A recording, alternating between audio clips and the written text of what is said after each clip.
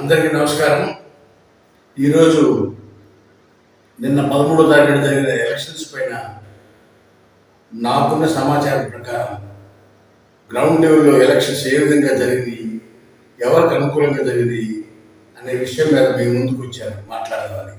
మీతో మాకున్న సమాచారాన్ని తెలియబడుద్దామని, మీతో షేర్ చేసుకుందామని మీ ముందుకు వచ్చాను.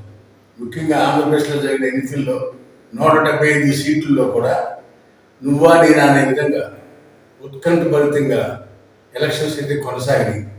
ఇప్పుడు 2019 జరిగిన ఎలక్షన్స్కి 24 జరుగుతున్న ఎలక్షన్స్కి కొద్దిగా తేడా ఉంది. అదేమనగా 19 ఎలక్షన్లో జగన్మోహన్ రెడ్డికి ఒక అవకాశం ఇవ్వాలని చెప్పి ఆంధ్రప్రదేశ్లోని ప్రతి ఒక్క ఓటరు కూడా ఆలోచించి తనకు అత్యధిక మెజార్టీతో 151 స్థానాలు ఇచ్చారు.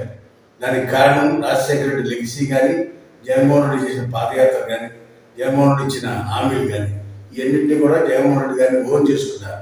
అయితే ఇప్పుడు జరుగుతున్న ఎలక్షన్స్లో అంత లెగసీ ఉందా అంటే ఉందనే చెప్పాలి. దానికి కారణం 70% పైన ప్రజలకి అనేక సంక్షేమ పథకాలు డైరెక్ట్గా ప్రతి ఇంటికి ₹1,00,000 తక్కువ కాకుండా 10 లక్షల వరకు మినిమం లబ్ధి అయితే చేకూరింది. మనకి ఇండిపెండెన్స్ వచ్చిన తర్వాత ఇంతవరకు కూడా పేదవాడికి ఈ విధంగా డబ్బులు ఇచ్చిన దాఖలా అయితే ఎక్కడ ఏ రాష్ట్రంలో కూడా లేదని చెప్పక తప్పదు. పోతే ముఖ్యంగా కొన్ని మైనస్ పాయింట్లు కూడా ఉన్నాయి. కొంతమంది ప్రజల్లో లిక్కర్ మీద, ఇసుక మీద, ప్రభుత్వ ఉద్యోగులు, అన్ఎంప్లాయీస్ కొంతమంది కొన్ని ఇబ్బంది పడుతున్నారు. కరెంటు బిల్ మీద, బస్ ఛార్జీల మీద, ఇవన్నీ కూడా అంగన్వాడీ వర్కర్స్ వీళ్ళంతా కూడా ఆందోళన చేయటం కానీ ఇవన్నీ ఉన్నాయి. ఉన్న మెజారిటీ ఆఫ్ పీపుల్ 70% సంక్షేమం వల్ల లబ్ధి పొంది వాళ్ళందరూ కూడా వైఎస్ జగన్కి బాసటగా నిలిచారు. ఎందుకు వైఎస్ఆర్ కాంగ్రెస్ పార్టీ రావాలని కోరుకుంటున్నారన్న? ఎందుకంటే 2014, 2019 టైంలో చంద్రబాబు నాయుడు గారు అధికారంలో ఉన్నారు. అప్పుడు వాళ్ళు కొన్ని పథకాలు అనేవి మేనిఫెస్టోలో చెప్పడం జరిగింది. అధికారంకి రాకముందు 2014 ఫామ్ అయ్యాక ఆ పథకాలన్నీ పక్కన పెట్టేసి కేవలం రాజధాని మేము కడతాం, అమరావతిని సింగపూర్ లెవెల్లో తీర్చిదిద్దుతామని చెప్పేసి పేదోళ్ళకి రేషన్ కానీ, ఏవైతే పసుపు కుంకుమ అనే ఒక పథకాలు, అట్లాంటి పథకాలు కొన్ని ఆరోగ్యశ్రీ కానీ పూర్తిగా పెడచెవిని పెట్టడం జరిగింది. ఓన్లీ అమరావతి ఇప్పుడు రాజధాని తప్పకుండా అవసరం అని చెప్పి పేదలని వాళ్ళని విస్మరించడం జరిగింది. 2019 ఎన్నికల్లో జగన్మోహన్ రెడ్డి గారు నవరత్నాలు అని ఏవైతే పథకాలు చెప్పారో అవి ఎన్నైతే చెప్పారో చెప్పినవన్నీ వాళ్ళు నిరూపించుకున్నారు, ఇచ్చారు. అది ఇప్పుడు స్కూళ్ళల్లో ఇంగ్లీష్ మీడియం కూడా పెట్టారు. సో నెక్స్ట్ పేదవాళ్ళకి రేషన్, ఇన్ టైంకి పెన్షన్, ఇంటికి డోర్ టు డోర్ వెళ్ళి పెన్షన్ అనేది వస్తుంది. పేదవాళ్ళకి మాత్రం చాలా ఉపయోగపడుతుంది. కొన్ని లోపాలు అయితే ఉన్నాయి, బట్ స్టిల్ ఓటర్లు మాత్రం వైఎస్ఆర్ కాంగ్రెస్ పార్టీని మాత్రం ఇప్పటికీ నమ్ముతున్నారు. కానీ ప్రజల్లో తీవ్రమైన వ్యతిరేకత ఉంది వైఎస్ఆర్ కాంగ్రెస్ పార్టీ మీద, జగన్మోహన్ రెడ్డి గారి మీద అంటున్నారు. ఎంతవరకు కరెక్ట్ అది? అది సోషల్ మీడియాలో ఉండేది రియాలిటీలో ఉండదు. మనం సోషల్ మీడియాలో పోస్టులు చూస్తుంటాం, అది రియాలిటీలో ఓటర్లకు వచ్చేసరికి అంత డిఫరెంట్గా ఉంటుంది. చదువు లేని వాళ్ళే ఎక్కువ ఓట్లు వేస్తారు. చదువుకున్న వాళ్ళు ఎక్కడో సిటీల్లో ఉంటూ సోషల్ మీడియాలో పెట్టే పోస్టులు అనేవి అవి డిసైడ్ చేయలేవు. సంక్షేమ పథకాలు ఇవ్వడం ఎంతవరకు కరెక్ట్ అంటారు? దీనివల్ల ప్రజలు సోమరులు అవుతున్నారు అంటున్నారు. దీని గురించి ఏమంటారు మరి? ఇప్పుడు ఒక్కో రాజకీయ నాయకుడు లక్షల కోట్లు దోచేస్తున్నాడండి. చాలామంది మనకు ఇదివరకు చూసాం, చాలామంది లక్షల కోట్లు దోచేసి ఒక్కో ఎమ్మెల్యే 50,000 కోట్లు, 60,000 కోట్లు ప్రజాధనాన్ని దోచుకుంటున్నాడు. అది వాళ్ళకి వెళ్లకుండా ప్రజలకు ఎంతో కొంత వెళ్ళడం అనేది కూడా ఒక విధంగా దాన్ని కూడా మనం అనుకోవచ్చు కదా. అది అటు లంచగొండులకు వెళ్లకుండా పేదలకు వెళ్తుంది. అది కూడా ఒక మంచి పనే కదా, నా అభిప్రాయం.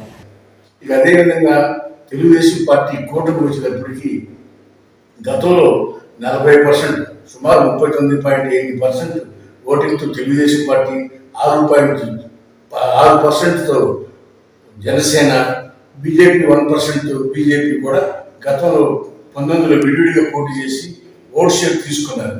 అయితే ఇప్పుడు వారు ముగ్గురు కలవడం వలన కొంత ఓటింగ్ శాతం పెరిగిందే తప్పితే అధికారం అనేది ఎంతవరకు వస్తుంది అనేది కొంత అనుమానంగానే ఉంది. కారణం ఏంటంటే 40% ఓటింగ్ ఉన్న తెలుగుదేశం పార్టీలో నుంచి ఆ రోజు పసుపు కుంకుమ పథకం వల్ల 40% ఓటింగ్ షేర్ వచ్చింది.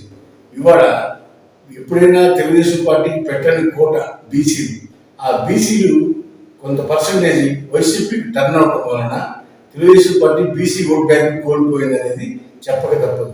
అదేవిధంగా బీసీ ఓటర్స్ అయితే ఉన్నారని అనుకుంటారు, లేదు. అయితే జగన్మోహన్ రెడ్డి గారి మీద ఉన్న వ్యతిరేకత ఇది అగ్రవర్ణాల్లో కానీ ఫార్వర్డ్ కమ్యూనిటీస్లో కానీ అదేవిధంగా మేధావర్గంలో కానీ వ్యతిరేకత ఉంది.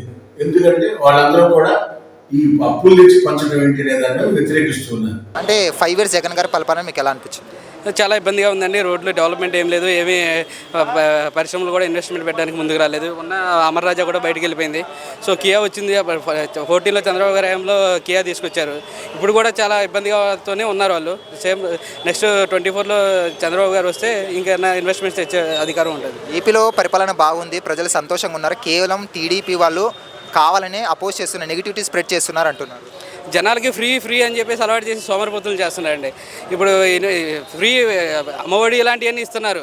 సో కానీ ఇండైరెక్ట్గా కార్పొరేట్ కాలేజెస్లో హాస్పిటల్స్లో ఎంత జరుగుతుందో, దోపిడీ జరుగుతుందో తెలియదు అందరికీ. అది చూడాలి ముందు. అయితే ఇప్పుడు చంద్రబాబు నాయుడు ఇచ్చిన ప్రణాళిక కూడా అదే విధంగా ఉంది. ఆయన సంపాదించడం అనేది అంత తొందరగా అయ్యే పని కాదు. రేపు జూలైలో ఆయన చెప్పిన దాని ప్రకారం 7,000 గారికి ఇవ్వాలంటే సుమారు 5,000 కోట్లు ఒక నెలలోనే ఇవ్వాలి. ఆ విధంగా ఆయనైనా అప్పులు చేసి పంచాల్సింది సంక్షేమ పథకాలు. ఇంకా అభివృద్ధి చేస్తారా అనే దాని మీద ప్రజల్లో కూడా లో లెవెల్ పీపుల్లో క్వశ్చన్ మార్క్. అయితే ఇక్కడ క్వశ్చన్ చెప్పగలరు. ఎప్పుడు రాగానే ఓటింగ్ కూడా 2% తేడా ఉంది.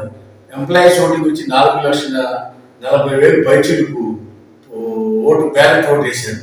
అది ఒక గొప్ప. లాస్ట్ ఇయర్కి ఇప్పటికి 19 ఎలక్షన్స్కి 24 ఎలక్షన్స్కి 19లో 2,60,000 పోలింది. ఇప్పుడు 4,40,000 పైచీలకు ఓటింగ్ పోలింది. వాళ్ళలో కూడా మార్పు వచ్చింది, ఓటింగ్ వేయాలి అనే మార్పు వచ్చింది. అయితే ఆ ఓటు ఎవరికి పడింది అనేది క్వశ్చన్ మార్క్.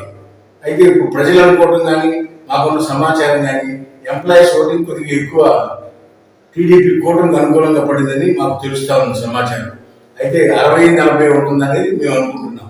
ఇకపోతే ఎలక్షనీరింగ్ వచ్చేప్పటికి కూటమి కూడా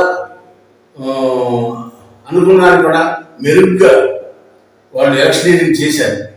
డబ్బులు పంచడంలో కానీ, లెక్కలు పంచడంలో కానీ, ఓటర్ని ఆకట్టుకోవడంలో ప్రచారంలో కానీ కూటమి అభ్యర్థులు కూడా ఎక్కడ తగ్గినట్టు కనపడలా. కానీ పోటాపోటీ జరిగింది. ఓటర్లకి డబ్బులు ఇచ్చారు, తాయిదాలు ఇచ్చారు, ఓటర్లని రుణపరుచుకున్నారు 2 పార్టీలు కూడా. అయినా సరే ప్రజలు ఎక్కువ కారణాలు కూటమి కన్నా కూడా వైసీపీకి అధికారం వచ్చే విధంగా కనపడతా ఉంది. దానికి కారణం ఊహించిన సంక్షేమ పథకాలు ప్రజల మనసుల్లో నాటుకుపోయిందని చెప్పక తప్పదు. జగన్ ఈ 4.5 yearsలో చాలా బాగా చేశాడు ఏపీలో. విద్యాపరంగానైనా లేకుంటే వైద్యపరంగానైనా కూడా చాలా బాగా చేసిండు. ప్రజలు మాత్రం ఈ 4.5 yearsలో చేసింది ఏం లేదు, ప్రజల్లో నెగిటివిటీ ఎక్కువగా స్ప్రెడ్ అయింది కదా, దానికి ఏమంటారు? అది ప్రజల్లో కాదండి, అది సోషల్ మీడియా ఉండు మీమర్స్ వాళ్ళు చేసేదంతా. కొందరు డబ్బులు ఇచ్చి మరీ కావాలని జగన్ మీద చేస్తున్నారు. జగన్ కొన్ని అంటే కొంతవరకు అంటే చేయకపోవచ్చు, వాటిని కాకుండా చేసిన వాటిని కూడా ప్రతి దాంట్లో అంటే చెడుగా చూపిస్తున్నారు అన్నమాట. ట్రోల్ చేసి అది ఇలా మంచి చేసిన వాటిని మంచిగా అని చెప్పాలి, చెడు చేసిన వాటిని చెడుగా అని చెప్పాలి. కానీ ప్రతి దాన్ని జగన్ ఏం చేసినా కూడా దాన్ని ఒక నెగిటివ్ చూస్తున్నారు. అట్లా జగన్ చేస్తూనే సంక్షేమ పథకాలు ఇస్తున్నారు. ఆ సంక్షేమ పథకాల వల్ల ప్రజలు సోమరులు అవుతున్నారు అంటున్నారు, దాని గురించి ఏమంటారు? పథకాల వల్ల ఎవరు సూపర్లు కాదండి. పేదవాళ్ళకు ఇప్పుడు అమ్మఒడి అని ఇస్తున్నారు 10,000 రూపీస్. అమ్మఒడి ఇప్పుడు ఓన్లీ గవర్నమెంట్ అంటే ఫ్రీ ఎడ్యుకేషన్ సరిపోదు కదా, వాళ్ళకు డ్రెస్సులు ఉండాలి, లేకుంటే డైలీ వెళ్ళడానికి బస్సెస్ ఉండాలి, లేకుంటే సైకిళ్ళు, లేకుంటే తినడానికి ఫుడ్, ఇలాంటి మెయింటెనెన్స్ కోర్సు కానీ చెప్పేసి అవి ఉపయోగపడతాయి అండి. ఓన్లీ చదువు మాత్రమే సరిపోదు కదా, ఇప్పుడు పెన్నులు అవన్నీ అలాంటివి కొనుక్కోవడానికి అవసరం కదా. అలా అంటే ఈ సంక్షేమ పథకాల దానికి బదులుగా ఇంటికో ఉద్యోగం ఇస్తే సరిపోతుంది కదా, ఇంకా ఇప్పటికీ సంక్షేమ పథకాల మీద ప్రజలు ఆధారపడి బతకాలా అని? సంక్షేమ పథకాలు అంటే ఉండాలి కంపల్సరీ. ఎందుకంటే ఇప్పుడు వాళ్ళు ఇప్పుడు దేని గురించి ఖర్చు పెడుతున్నాడు జగన్? అమ్మఒడి లేకుంటే మహిళలకు అలాంటి వాడు ఖర్చు పెడుతున్నారు కదా. ఇప్పుడు వాళ్ళకు వేరే ఆప్షన్ లేదు కదా, పెద్దవాళ్ళు వెళ్ళి ఇప్పుడు కార్పొరేట్ హాస్పిటల్ చూపెట్టుకోలేరు కదా వాళ్ళు. కాబట్టి ఏంటంటే వాళ్ళకు గవర్నమెంట్ పథకాలు మాత్రమే దిక్కు. వాళ్ళకు ఉన్న గవర్నమెంట్ పథకాలు తీసేస్తే వాళ్ళు ఎవరు చూసుకుంటారండి? అయితే ఇక్కడ ఒక విషయం చెప్పడం తప్పదు. అదేమనగా సుమారు 30 లక్షల మందికి ఇళ్ల స్థలాలు ఇచ్చి 22 లక్షల ఇళ్ళు శాంక్షన్ చేసి ప్రజలందరూ కూడా రోడ్లు, వాటరు, కరెంటు లాంటి ఫెసిలిటీస్తో కాలనీలు, జగనన్న కాలనీలు ఏర్పాటు చేయడం ప్రాసెస్ జరుగుతూ ఉంది. ఇంతవరకు రోడ్డు పక్కన అద్దెళ్లలో ఉన్న పేదలందరూ కూడా మాకు సెంటు స్థలం, సుమారు సెంటు స్థలం అంటే ఆంధ్ర రాష్ట్రంలో ఏ పక్కన చూసినా 4 లక్షలు తక్కువ లేదు. 4 లక్షల రూపాయలు అర్బన్ ఏరియాలో సెంటు స్థలం, రూరల్ ఏరియాలో సెంటున్నర 6 లక్షల రూపాయల స్థలం ప్రభుత్వం పేదవాడికి ఇచ్చింది. అంతేకాకుండా ఇల్లు ఇచ్చారు, కట్టుకునే ఇల్లు ఇచ్చారు. కొంత డబ్బు వాడు వేసి కట్టుకున్నా వాడు పేదవాడికి ఒక ఇల్లు అనేది ఏర్పాటైంది. పేదవాడి కూడు గూడు గుడ్డలాగా వాళ్ళని ఇల్లు దానికి కారణం జగన్మోహన్ రెడ్డి. నాకు తింటాక లేక నేను సమాజంలో నొక్కివేయబడే వర్గాల్లో ఉన్నప్పుడు నాకు కావాల్సింది ఏంటి? నాకు సౌకర్యాలు, నాకు ప్రభుత్వం నుంచి అందుతున్న సహాయం నేను చూస్తా తప్పితే డెవలప్మెంట్ అనేది మా ఈ సెక్షన్ ఆఫ్ పీపుల్ లో డెవలప్మెంట్ కోసం వాళ్ళు ప్రత్యేకమైన దృష్టి పెట్టరు. కానీ డెవలప్మెంట్ అనేది లేదు, ఓన్లీ సంక్షేమ పథకాల మీద ఫోకస్ చేశారు. డెవలప్మెంట్ అంటే ఏంటంటే ఐటీలు కానీ రోడ్లు కానీ డెవలప్మెంట్ అంటే ఈ రోజు కన్నా రేపు బాగుంటే ప్రజలకి మంచి జరిగితే దాన్ని డెవలప్మెంట్ అంటారు. 4 బిల్డింగ్లు కడితే డెవలప్మెంటా?